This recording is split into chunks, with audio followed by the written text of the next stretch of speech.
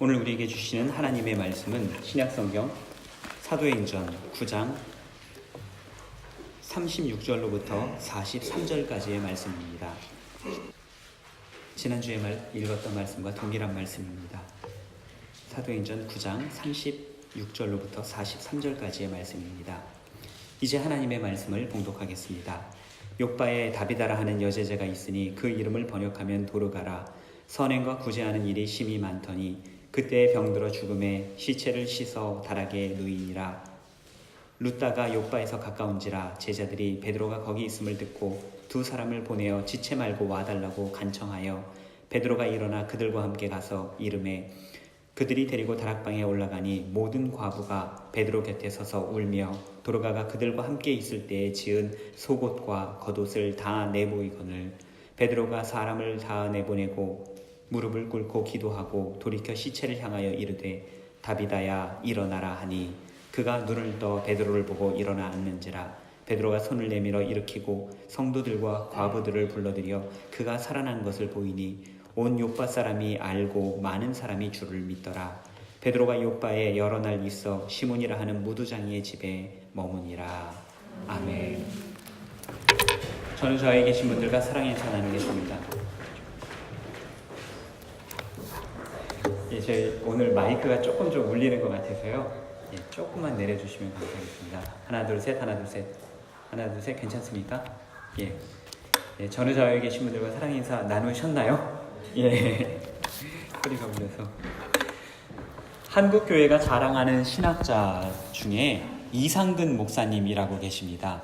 이분이 1960년부터 성경 주석 작업을 시작을 하셔서 출판을 하셨는데 1993년까지 무려 34년 동안 주석을 펼치기 시작하셔서 신약과 구약 전체 그리고 구약 외경과 신약 외경까지 이렇게까지 모든 성경, 우리가 접할 수 있는 모든 성경에 주석을 한 그런 분은 세계에서 아마 유일할 것이라고 알려져 있습니다.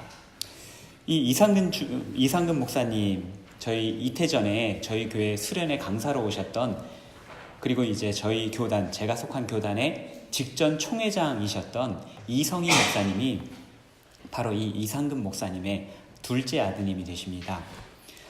이상근 목사님께서 말년에 오래도록 투병을 하셨는데요. 하루는 목사님께서 잠에서 깨셔서 병간호를 하시던 이성희 목사님에게 천국에 다녀왔다 이야기를 하셨다고 합니다. 그래서 그 아들 목사님이 아버지한테 질문을 드렸습니다. 거기서 베드로를 만나셨냐? 바울을 만나셨냐? 그러셨다고 합니다. 좋으셨냐 물었더니 또 좋으셨다고 그러시더랍니다. 정말 천국에 황금길이 있더냐 물었더니 그러더라 또 대답을 하셨다고 합니다. 그래서 계속해서 질문을 드렸다고 합니다. 아버지, 그렇게 천국이 좋은데 지금이라도 천국에 가시겠어요? 이게 아들로서 물어볼 질문인가 싶기는 합니다만 그렇게 질문을 하셨다고 합니다. 그랬더니 목사님이 잠깐 생각을 하시더니 아니다, 안 갈란다 그러시는 겁니다. 아니, 그렇게 좋은 천국에 왜 안 가시렵니까? 그랬더니 하시는 말씀이 여기 아직 너희 엄마도 여기에 있고 너희들도 여기 있는데 나 혼자 가서 뭐 하겠냐 그러시더라는 겁니다.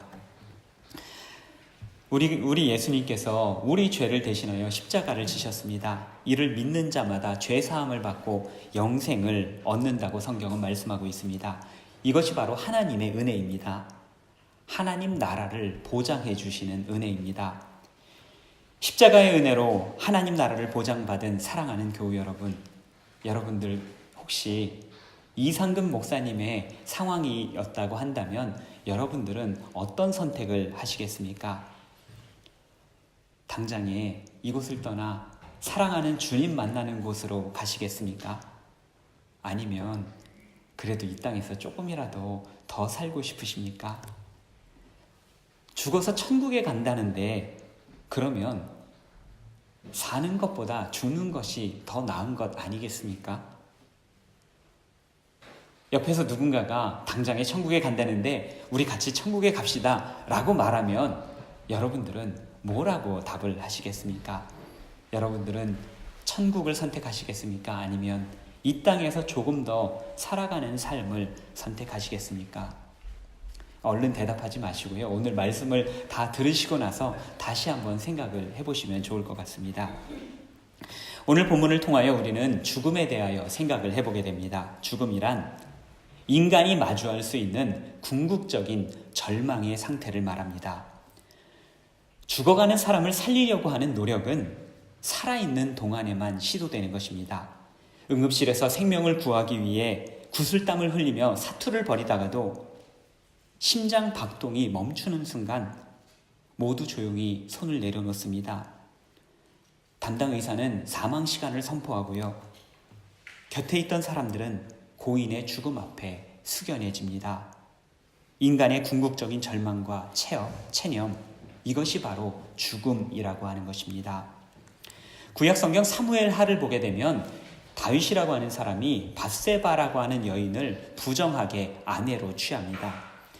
두 사람 사이에 아기가 태어나는데 하나님께서는 다윗의 범죄로 인하여 아기의 생명을 거두어 가셨습니다. 아기가 죽기 전, 아기가 아프기 시작하였을 때 다윗은 7일을 밤낮으로 금식하면서 아기를 위하여 기도하였습니다. 그런데 아기가 죽고 나니까 다윗이 갑자기 옷을 갈아입고 하나님께 경배하며 음식을 먹기 시작하였습니다.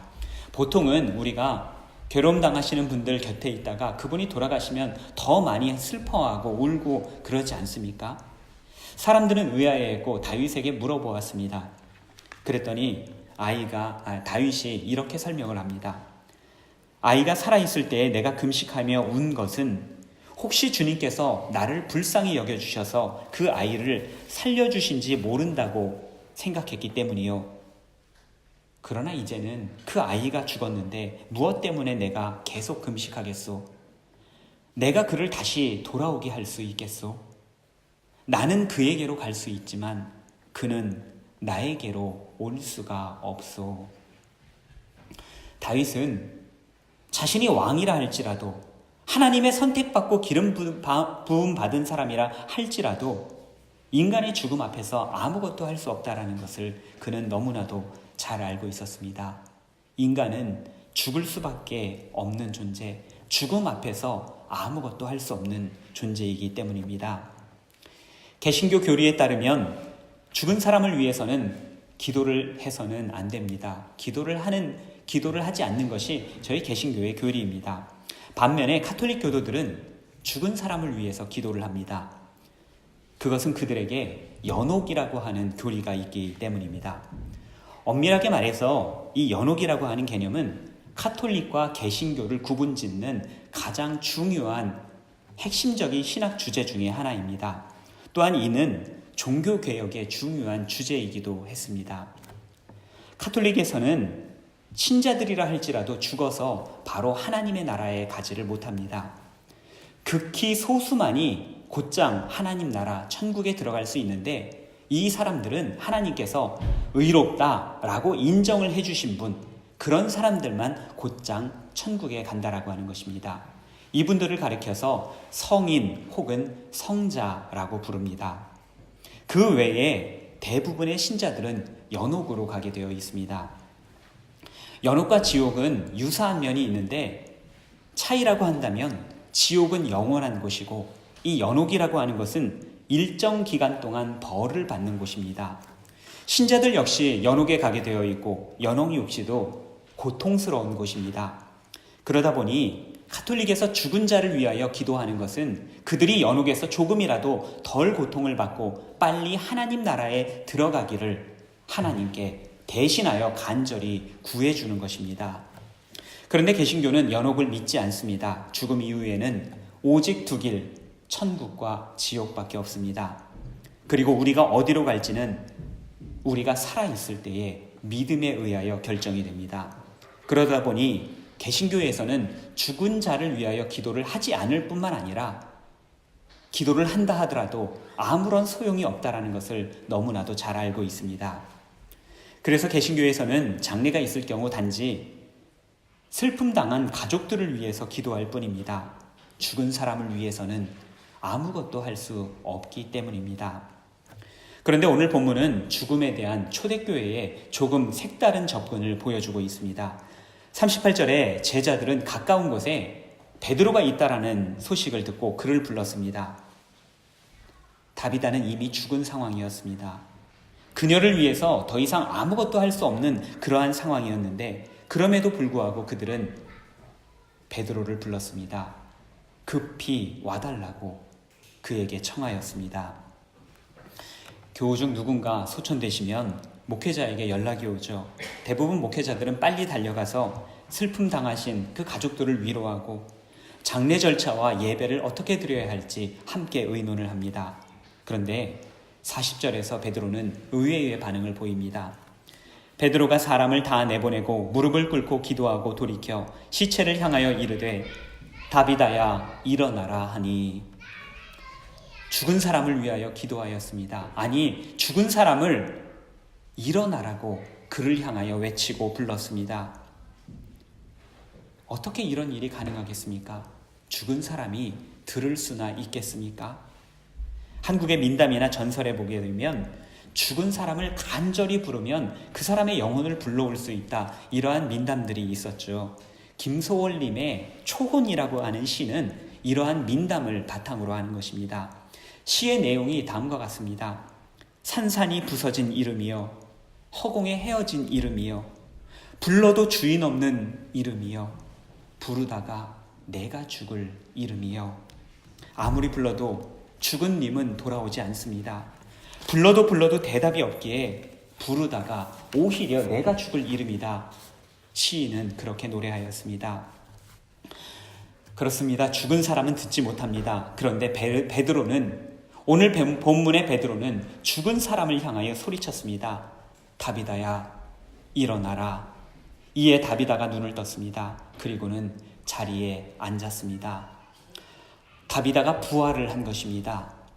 본문을 표면적으로만 살펴보면 베드로의 놀라운 믿음이자 사람들의 놀라운 믿음이었습니다. 또한 그리고 믿는 자들에게는 능치 못할 것이 없다라고 하는 예수님의 말씀을 이룬 것이었습니다. 그런데 오늘 본문에는요, 사실 이것보다 더욱더 심오한 뜻들이 담겨 있습니다. 본문을 좀 더 곰곰이 생각해 보면 왜 굳이 이런 일을 행하였는가 생각을 해보게 됩니다. 예수 그리스도를 구주로 영접하는 사람들은 구원을, 영생을 선물로 받습니다. 살아서 짧은 생을 누리지만 죽어서는 하나님 나라에서 영원한 생명을 누린다라는 것입니다. 그래서 바울은 빌립보 교회에 보내는 편지에서 나는 살아있는 것보다 오히려 죽는 것이 더 낫다, 이런 표현을 고백하기도 하였습니다. 비록 이 땅에서는 우리가 고생하고 힘들며 살지만 장차 하나님 나라에 가서 하나님 곁에서 영원히 즐거우리라 라고 하는 믿음의 고백들입니다. 초대교회의 신앙은 부활의 신앙이었습니다. 그랬기 때문에 그들은 죽음의 위협 앞에서도 초연하게 그들의 신앙을 지킬 수가 있었던 것입니다. 세상에서는 죽음을 최종적인 절망으로 받아들였지만 부활을 믿는 그리스도인들에게 죽음은 천국으로 향하여 가는 특급 열차였기 때문입니다.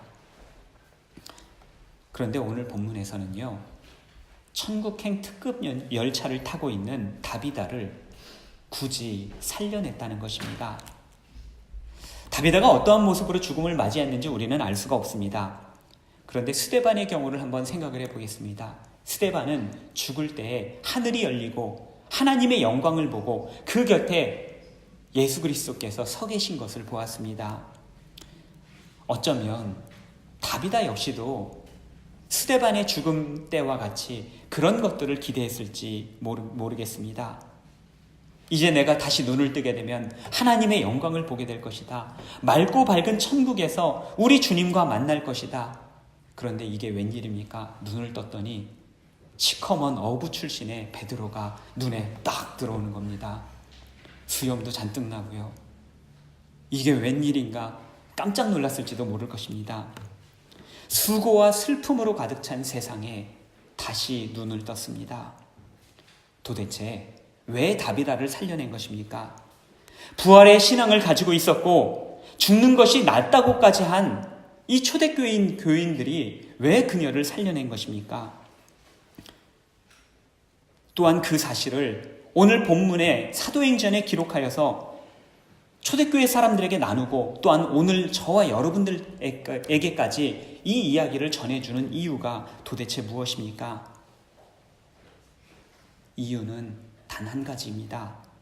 생명이 소중하기 때문입니다. 기독교는 부활의 종교입니다. 그래서 죽는 것이 문제가 되지 않는다고 합니다. 그럼에도 불구하고 오늘 본문이 있다라고 하는 것은 이 세상에서 우리가 살아가는 이 삶 역시도 너무나도 소중한 것이고 하나님께서 귀하게 보시는 것이다 라고 하는 것입니다. 기독교가 부활의 종교라고 하는 것은 부활로 인하여 삶과 죽음이 무의미해졌다는 것이 아닙니다. 오히려 삶도 죽음도 더욱더 같이 있어지게 하는 것이 바로 부활의 신앙이기 때문입니다. 십자가의 목적이 무엇입니까? 우리의 생명을 살리기 위함입니다. 우리 주님께서 죽음에서부터 다시 일어나신 부활의 목적이 무엇이었습니까? 우리의 생명을 위함이었습니다. 오늘 우리가 예수 그리스도의 죽으심과 다시 사심을 믿고 고백하는 이유가 무엇입니까? 우리의 생명을 위한 것이고 참되고 영원한 생명을 위한 것입니다. 기독교는 생명의 종교입니다. 오늘 본문은 우리에게 생명의 소중함을 일깨워주고 있습니다. 단지 죽어서 가게 되는 내세뿐만이 아니라 이 땅에서 살아가는 우리의 생명, 우리 일상의 소중함을 우리에게 알려주고 있는 것입니다. 또한 우리 역시도 베드로처럼 초대교회처럼 생명 일구는 삶을 살아가라 우리에게 메시지를 주고 있습니다. 생각이 깊지 않은 유물론자들 중에서도 생각이 깊은 사람들이 있지만 반면에 생각을 가볍게 하고 종교에 대해서 가볍게 비판하는 사람들이 있습니다. 종교란 현세의 고통을 잊기 위한 마약증으로 치부하는 그런 사람들이 있습니다. 현세에 누리지 못하는 것을 내세에 누리겠다라고 하는 무한한 희망이 바로 종교다라고 비판합니다. 어쩌면 유물론자들이 말하는 것처럼 초대교회의 삶의 자리는 오늘날 우리의 눈에 보기에 너무나도 비참했을지 모릅니다. 우리같이 평범한 사람들의 생명이라는 것이 당시에서는 깃털보다도 가벼운 것이었기 때문입니다. 박해와 폭력이 난무하고 공포가 사람들을 지배했습니다. 이런 야만의 세상에서 믿음과 영생의 약속은 어찌 보면 탈출구처럼 보였을지도 모릅니다. 그러나 기독교는 처음부터 그것을 탈출구로 여기지 않았습니다. 유물론자들이 생각하는 것처럼 그리스도인들의 최고의 목적은 죽어서 천국에 가는 것이 아니기 때문입니다. 만약 그랬더라면 하나님께서는 다비다를 살리실 이유가 없습니다. 초대교회가 다비다의 부활을 기념하고 기뻐할 이유가 없습니다. 그리스도인의 목적은, 우리 인생의 목적은 죽어서 천국에 가는 것이 아니라 살아서 하나님께 영광을 돌리는 것입니다. 웨스터민스터 소요리 문답 첫 번째 질문을 기억하십니까? 사람의 제일 되는 목적이 무엇인가? 사람의 제일 되는 첫째 가는 목적이 무엇인가? 이에 대한 답변이 다음과 같습니다. 사람의 제일 되는 목적은 하나님을 영화롭게 하는 것과 영원토록 그를 즐거워하는 것이다. 하나님께서 베드로를 통하여 다비다를 살리셨습니다. 계속해서 하나님의 영광을 위해서 살아가라 라고 하는 말씀입니다. 죽음은 내게 맡겨라. 그 너머의 삶도 내게 맡겨라. 그리고 너는 지금 살아라. 나의 영광을 위하여 살아라. 하나님께서 다비다에게 말씀하시는 것입니다. 다비다의 부활을 통하여 오늘 하나님께서 우리에게도 권면하시는 위로의 말씀입니다.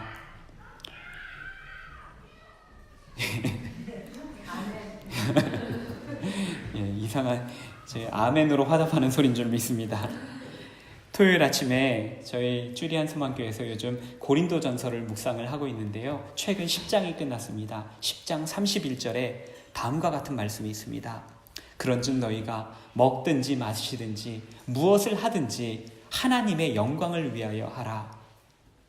이 말을요 뒤집어 놓고 보면 우리가 먹는 일, 마시는 일, 이런 일조차도 하나님의 영광을 위해서 할 수 있다라고 하는 말씀 아니겠습니까? 우리의 삶, 우리의 평범한 일상으로 하나님께서는 영광을 받으신다라고 말씀하십니다. 그 중에서도 가장 하나님께 영광 돌리는 삶은 무엇이겠습니까? 하나님 되심을 인정하는 것입니다. 나뿐 아니라 모든 사람들이 함께 하나님 되심을 인정하는 것, 물이 바다를 덮은 것과 같이 여호와의 영광을 인정하는 것, 이것이 하나님께 영광을 돌리는 삶 아니겠습니까? 하나님을 알고 하나님을 전하는 삶이 바로 하나님의 영광을 위한 삶입니다. 욕심이라는 것이 모든 죄악의 근원이라고 우리는 잘 알고 있습니다. 그런데 우리 사람들에게 허락되는 한 가지 욕심이 있는데 그것은 생명을 향한 욕심입니다. 내 생명이 아니라 다른 사람의 생명을 살리기 위한 욕심, 그들 역시도 예수 그리스도로 인해서 더욱더 행복한 삶을 살았으면 좋겠다라고 하는 욕심, 이 욕심이 저와 여러분들에게 필요합니다. 이 욕심이 하나님의 영광을 드러내기 때문입니다. 말씀 서두의 질문을 다시 한번 여러분들에게 던져보겠습니다.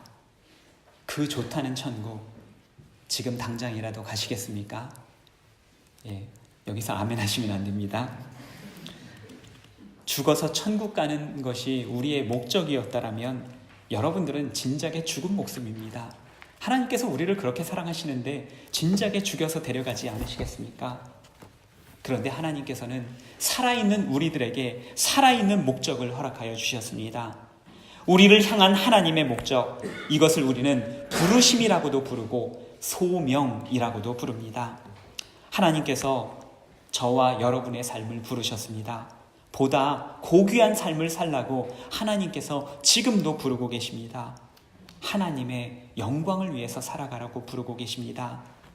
부활의 메시지는 나중에 죽어서 천국에 가라 라고 하는 것이 아닙니다. 지금 부활의 삶을 살아내라 라고 하는 것입니다. 죽어가는 사람들처럼 살지 말고 죽음에서 일어난 사람들처럼 살아라 라는 말씀입니다. 유대인 랍비 아브라함 허셀은 다음과 같은 말을 남겼습니다. 삶이란 우리 자신의 재산이 아니라 하나님의 소유이다. 삶을 성스럽게 하는 것이 하나님의 소유권이다. 42절을 보게 되면 죽음에서 일어난 다비다의 삶이 큰 부흥의 촉매가 된 것을 볼 수 있습니다.